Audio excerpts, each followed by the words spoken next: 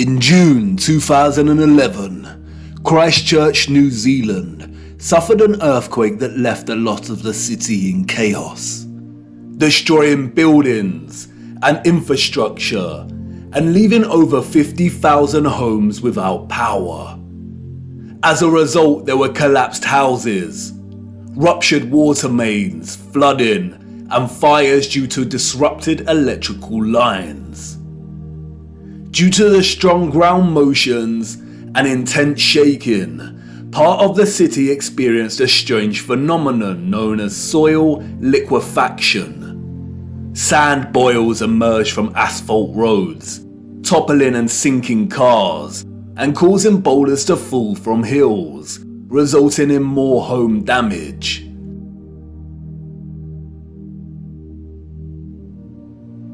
Soil liquefaction occurs when saturated soil loses its strength and stiffness in response to an applied stress, such as shaking or other sudden changes, such as a strong explosion. Loose, saturated soil or sand has a tendency to compress when a load is applied, but in the event of a stress, such as shaking or an explosion, we see the opposite. The soil tends to dilute, and the result is treacherous quicksand or quick clay. The land turns to liquid, causing structures of heavy mass such as buildings, infrastructure, and cars to start sinking, topple over, or collapse. It can also affect dams and bridges. Turbidity currents can also form huge landslides that are impossible to stop. In the worst case scenario, entire cities may be destroyed. As you can see, liquefaction can move entire areas of land. The mud can rise dramatically and rapidly, and its destructive force is unstoppable. It is a well-documented phenomenon. The 1964 earthquake in Nagata, Japan caused liquefaction, and we can see the effects very clearly in these photos. The same here with the 1964 Alaska earthquake. Buildings toppling, cars sinking, infrastructure collapsing. Once the stress has subsided, the soil begins to solidify once again, and we can see the aftermath. Uneven, muddy streets remain where there was once road paving. Returning to photographs of 19th century cities, we see a similar situation here. The roads are unrefined and full of mud. We see unsophisticated, uneven, coarse, and muddy roads everywhere against a backdrop of refined, sophisticated, and magnificent architecture. Could these cities have suffered the similar fate of soil liquefaction that we see in more recent times? Perhaps. But unfortunately, muddy roads is not enough evidence to base any conclusions on, is it? Children ask the most vital of questions, and adults, in their foggy stupor, usually provide the most unsatisfactory answers, often regurgitating learned nonsensical information that leave the child's imagination unfulfilled. Squelching along these muddy 19th century roads, observing their surroundings, a child may ask, why did they build the windows so low to the ground?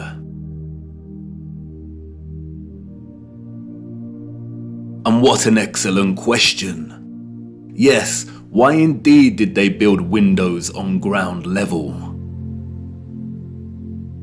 For you see, the people we see in these photographs, sadly, did not build this architecture. And maybe some of them, at some point in their busy day-to-day life, ask the exact same question. We see it everywhere. Windows at ground level.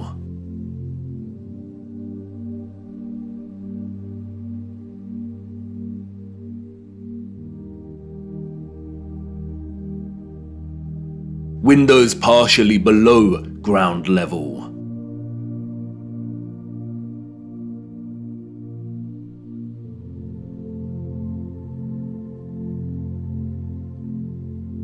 First floor entrances raised from the ground level.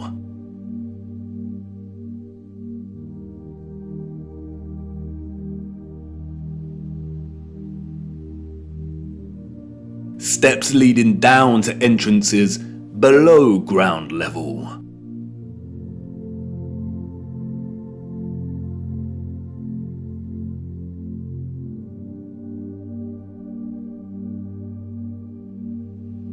We can find this in almost every major city across our realm. In both old photographs and when we walk in the streets today. And what does it tell us?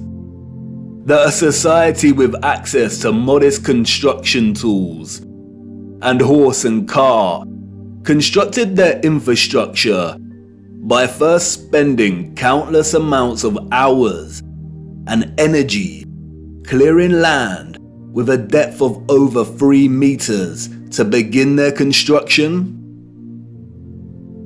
Building basement floors is incredibly hard work. Since the 20th century, large powered excavation machines such as backhoes and front-end loaders have reduced the time and manpower needed to dig a basement dramatically as compared to digging by hand with a spade. Perhaps you could say that our historical ancestors were just that dedicated to the architecture they built. And you could say that many of the sunken buildings we see are actually due to elevations and depressions in the natural landscape. The official narrative, which is always full of inconsistencies, perhaps would suffice if it was not for contemporary excavation. When we look at photographs such as this, it immediately dawns upon us that what we are seeing are windows and doors 2 to 3 meters below the ground surface.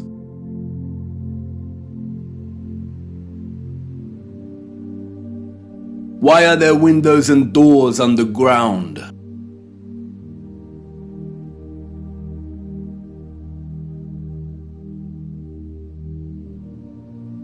What is this that we see in our cities?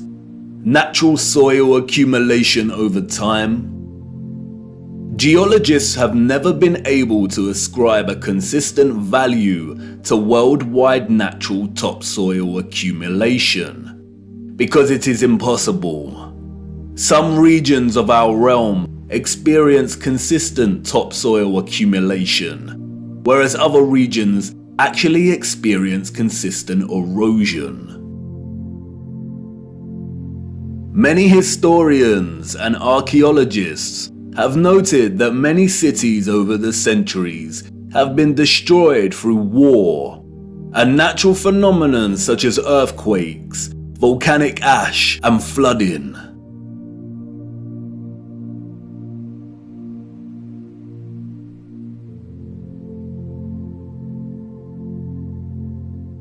Aren't these just the layers of previous civilizations?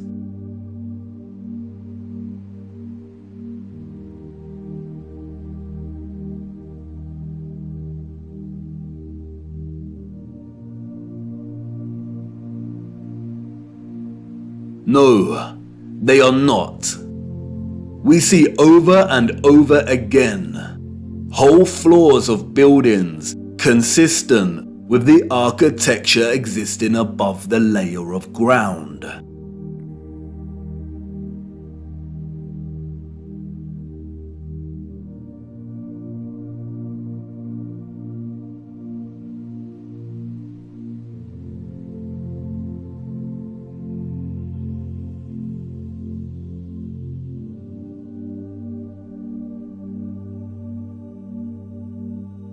You see, what lies beneath is not the unfamiliar traces of previous generations, but of the same generation that built these structures. And once you really see this kind of sunken, buried infrastructure that exists in such prevalence across our world, you can never unsee it.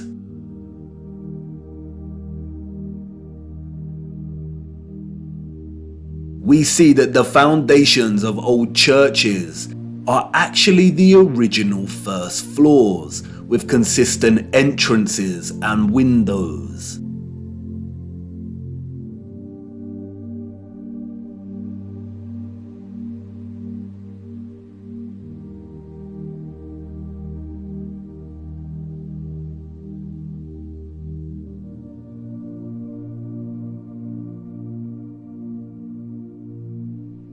We see mosaics unearthed.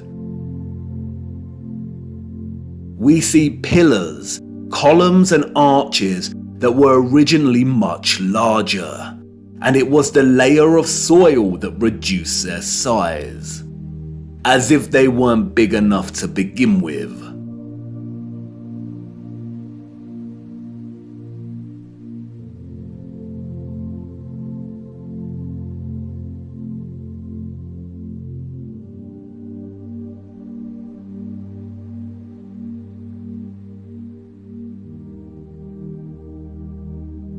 And like with the 1964 earthquake in Nagata, Japan, we also find many so-called ancient structures that are leaning.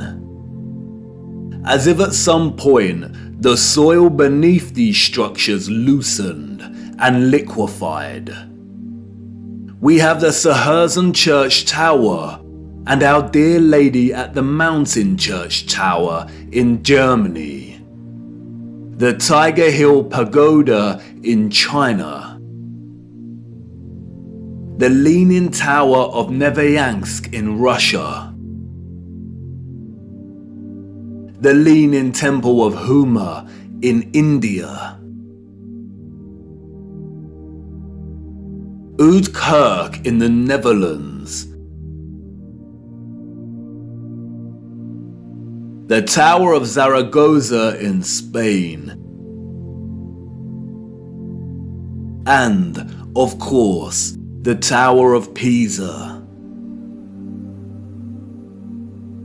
The official liars of the world try to justify the buried and tilting structures we see, filling our heads with stories of antiquity and ever-changing geology. But it becomes trickier for them when we turn our attention to America.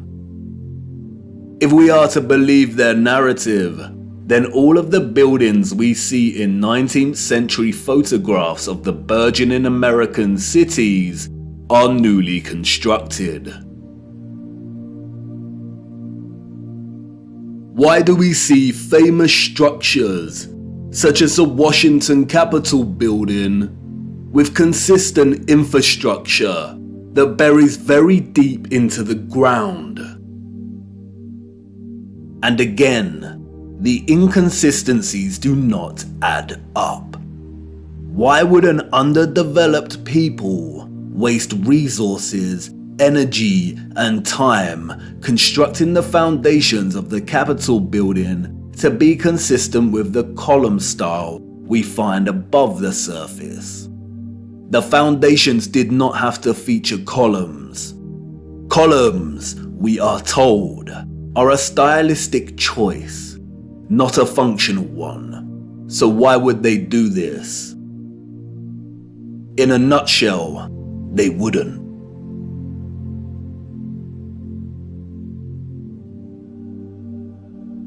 We see images that suggest that the people of the 19th century were actually concerned with moving a lot of the vast amount of mud we see, leveling the ground and excavating existing structures.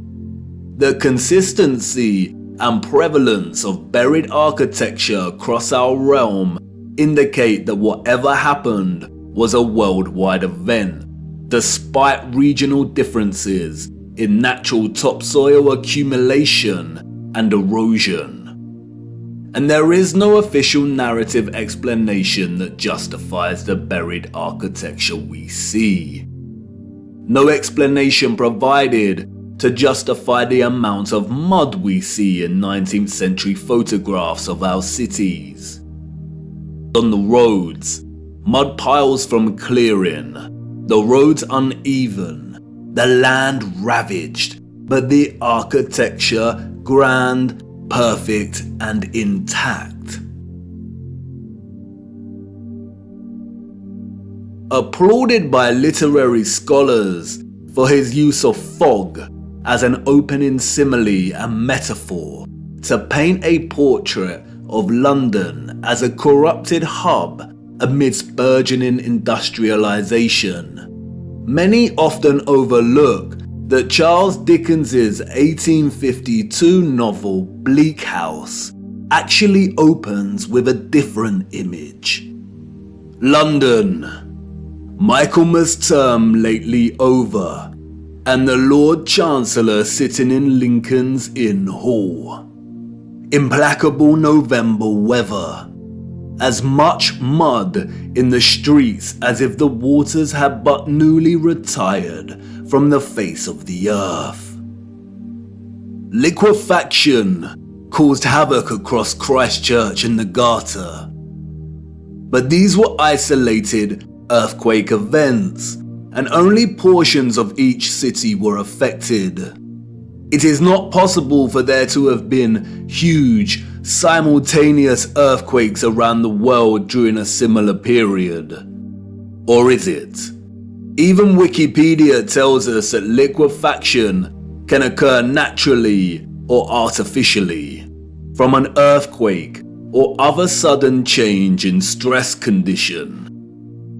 Even if this was the case, we do not see the same structural damage to the buildings in the 19th century like we do in cases such as Christchurch and the Garter. Most of the buried architecture we see is intact.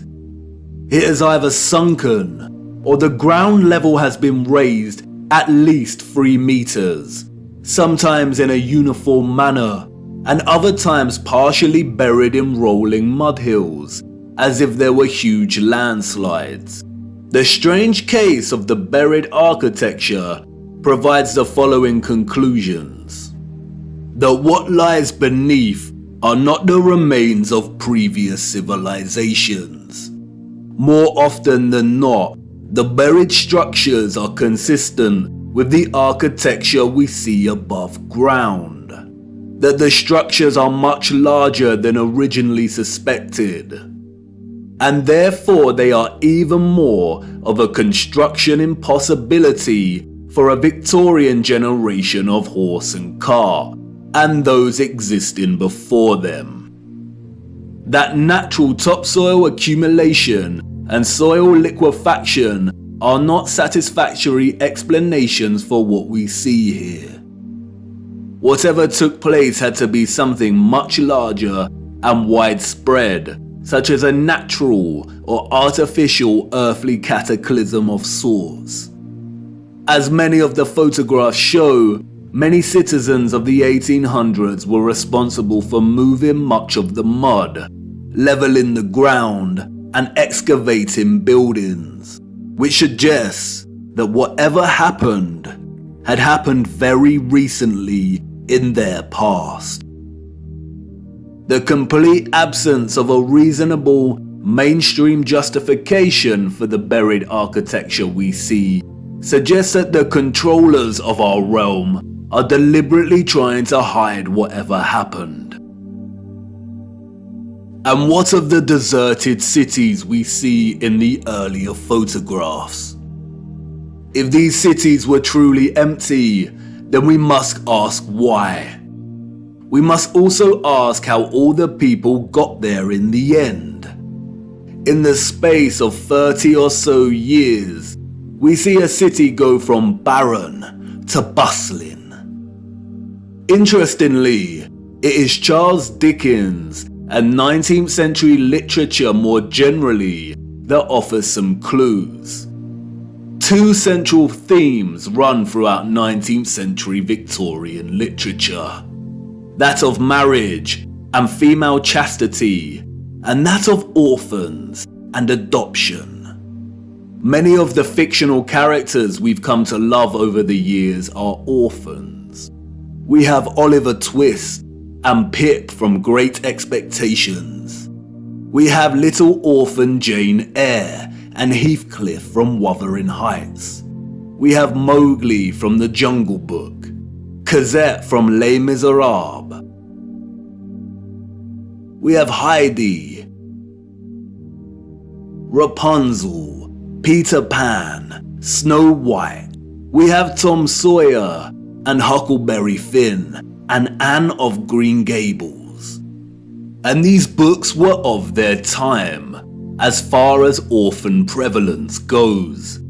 The only issue is that these novels romanticize the orphan as a figure dislocated from society by default, and therefore pave their life's path as one of unforeseen opportunity. This was not reality. The theme of marriage and chastity that we find in so many 19th century literary works, such as those by Jane Austen, the Brontes, George Eliot, Dickens, Thomas Hardy, Leo Tolstoy, Victor Hugo, and more, was nothing more than carefully disguised, well-written propaganda, with the sole purpose to solidify and justify a social value framework that would separate children from their mothers. Children born outside of marriage or wedlock were regarded as illegitimate, meaning they did not have a legal status. Illegitimate children was a serious stigma throughout the 19th century. The majority of employers would not hire women with an illegitimate child. Many unwed mothers with illegitimate children ended up without a home, in poor health, starving, exhausted. Their only place of refuge would be the workhouse, where they would carry out the most unpleasant duties.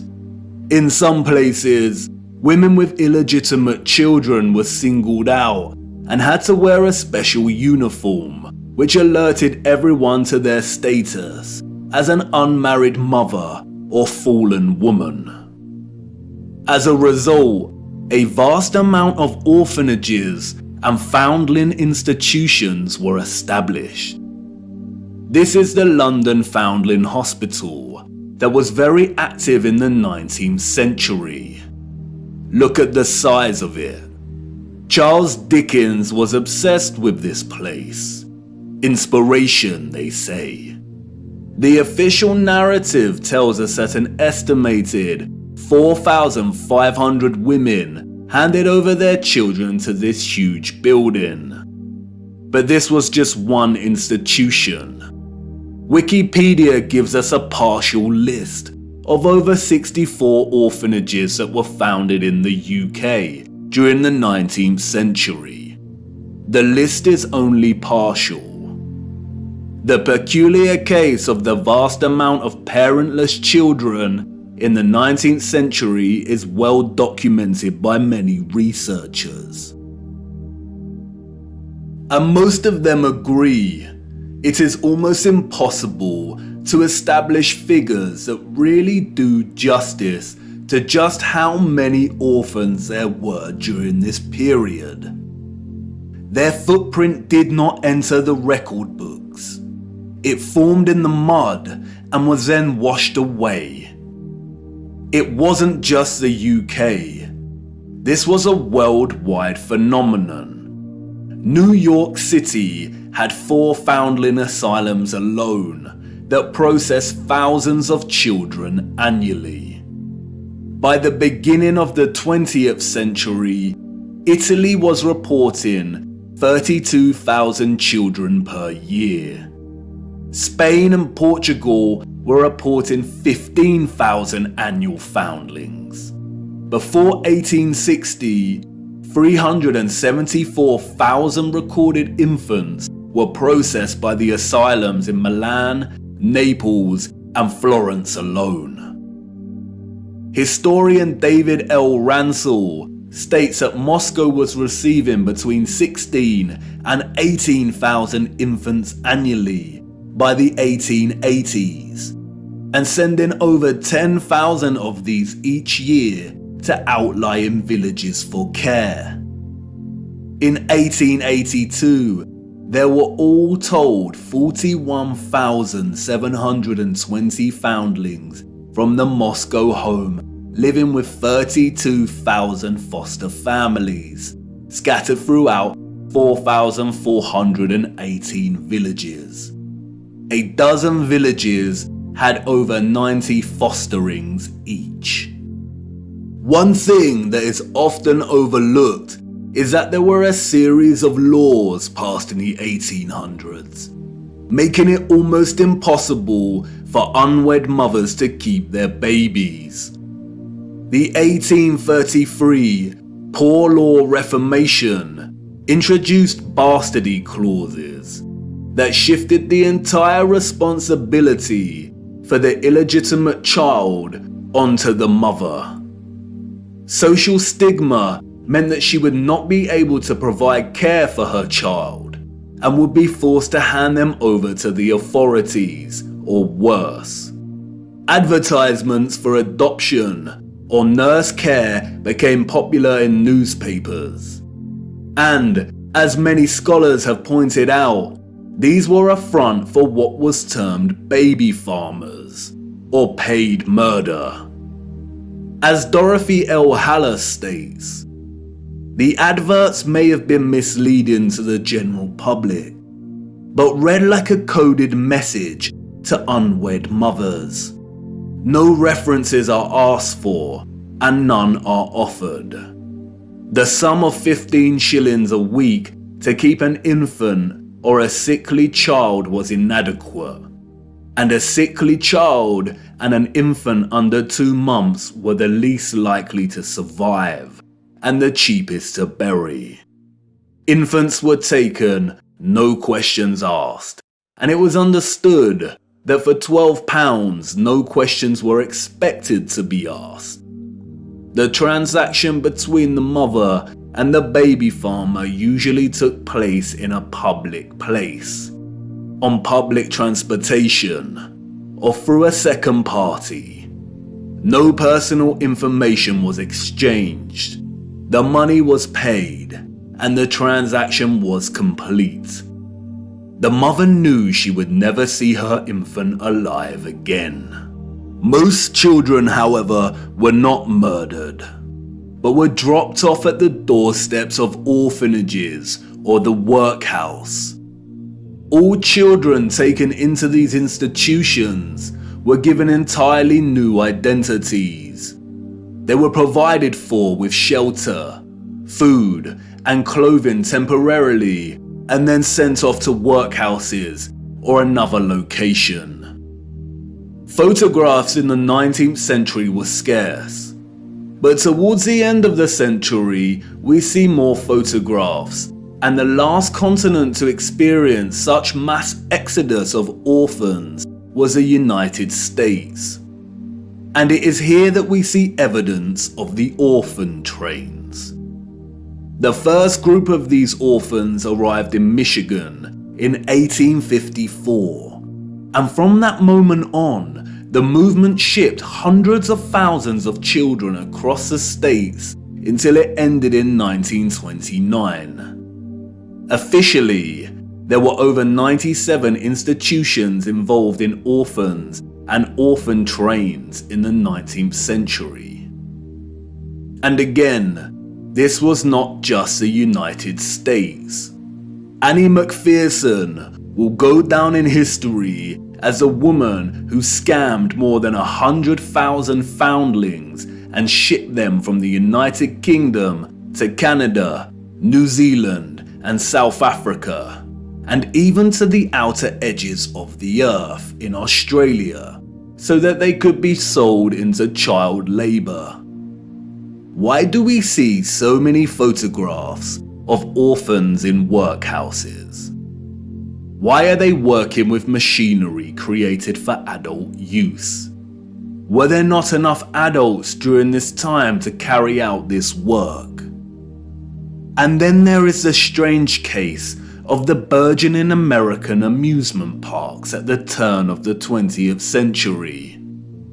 In addition to rides and exhibits, many of these parks featured an unusual attraction: infantoriums. Visitors of these parks could stroll around with ice cream and swing by these stations, a visit equivalent to that of a fully functional neonatal intensive care unit, complete with incubators filled with sleeping, premature babies. History has been kind to Martin Cooney. Touted as a hero, Cooney was the German mind behind the incubators. His first encounter with premature babies, we are told, was at the 1896 World's Fair. He knew immediately that the exhibition would save babies' lives. The technology to keep premature babies alive was expensive, and he knew the public would pay to see the babies in incubators. He would charge an entrance fee at the amusement parks to generate funds to help these babies live. Nurses tended to the babies as an enraptured public looked on. Like any other amusement, the premature baby exhibits included carnival barkers who tried to lure the public to come and see the babies.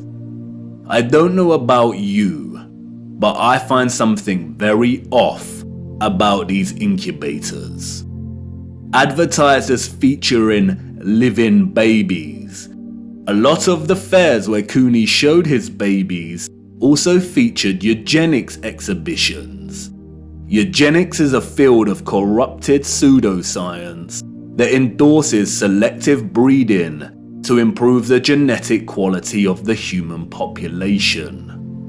Eugenics was inspired by Darwinism and was a driving ideology that fueled the Nazis.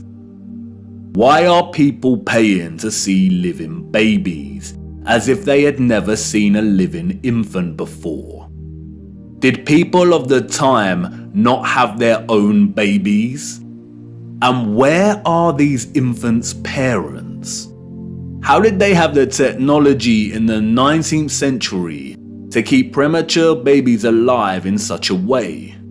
Or is something off, once again, with the official narrative? There were 80,000 premature babies who were treated in these amusement park incubators. 80,000. The hundreds of thousands of orphans in the 19th century are just barely believable. Were women really that carefree? Did America even have the population numbers to justify 80,000 premature babies? We are not talking orphans here, but infants born prematurely. The narrative is not convincing or realistically fathomable. Where did these babies come from? More troubling is Cooney's background. As many historians have pointed out, he had no medical degree or training. His story is a very similar one of unconvincing philanthropy that we find surrounding some of our contemporary figures today that also do not have medical degrees. And then there is Marie Dressler, a Canadian silent film and Depression-era movie star. She adopted one of these incubator babies. celebrities and adoption. The official narrative conveniently leaves this out of her story and tells us that she may have had a daughter who died as a small child. But the photographs suggest otherwise. Did she adopt her incubator baby at one of these fairs? Were the fairs a front for illicit adoption of premature babies? Even if they were premature, did that mean they had no parents? Who owned and was responsible for these parks? And what happened to the babies once they grew and left the incubators? If something feels eerily wrong about the entire narrative surrounding these parks and orphans, it's because we are not being told the truth. Why were there hundreds of thousands of parentless children in the 19th century? Where did they come from? They were relocated all over the world. Europe, America, Russia, Australia, Canada. Why? Especially when most still had a living parent. If pregnancy out of wedlock was such a social stigma that resulted in such trauma, why would so many people put themselves in that position in the first place? Did the government really care about social morality enough to pass laws? And all the effort to build and maintain orphanages and orphan relocation networks, would this not burden governmental finances and administration systems? It certainly would have. But you see, there was a greater purpose behind the government's worldwide agenda: repopulation. The social narrative of chastity was nothing more than propaganda and justification for stealing children. The reason we see empty cities in the early 19th century is because they were in fact empty, void of population. And the reason they are bustling 30 years later is because orphans were shipped into these cities to repopulate them. You see, in the early 19th century, there was a worldwide reset of sorts through depopulation and then repopulation. The people we see in these photographs did not build this architecture. They inherited it, along with a lot of mud. Not only did they inherit it without a clue as to what it actually was and who it belonged to, but they were unknowingly complicit in repurposing pretty much all of these structures. I know, none of this is making much sense at the minute. You are probably wondering why on earth these cities were empty and full of mud. What happened that meant governments needed to repopulate the earth? And I know what you're thinking. This is all very intriguing, but what does this have to do with flat earth? You want to know more about the firmament, the sun and moon, and our stationary plane. Do not worry. Everything will become clearer as we continue our journey. The prevalent evidence of buried infrastructure, coupled with deserted cities and a burgeoning industry of orphans, is just a start. These are all necessary clues, hinting at some kind of cataclysm, but the real story hasn't truly begun yet. The stage had to be set first, and now it is ready. And even if you cannot see it yet, I know you feel it, viewer. The deserted cities, the buried architecture, and orphans all signal a looming darkness. There is a great black cloud in front of us, and I won't lie, we are heading right into the heart of it. And like I said before, we do not have much time. Come on, it's time for me to honor my promise and take you back to the future.